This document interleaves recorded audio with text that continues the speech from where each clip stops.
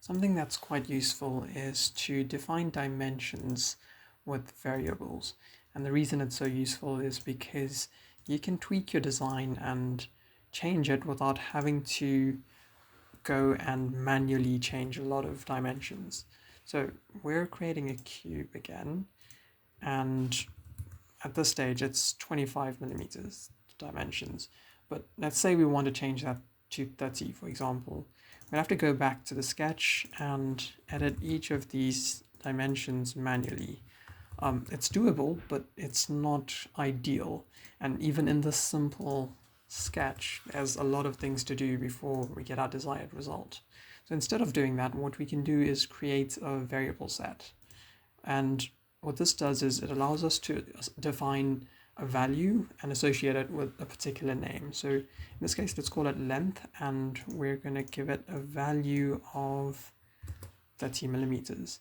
So once we've added that, you can see it in data. And to use it, all you have to do is go back to your dimension and click on this expression button here.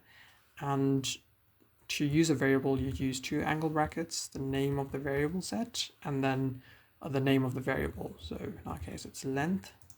There we go. You'll see that it turns from red to orange. That means that we're using a variable in that value. And obviously you can do a lot of operations on this as well. So you can say plus 30 or whatever.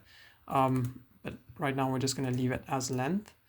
And we can close this. There's one more place where we need to change this. And normally you wouldn't go ahead and change it like this.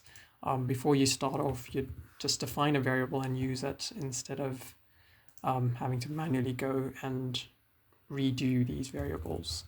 So once we've done that,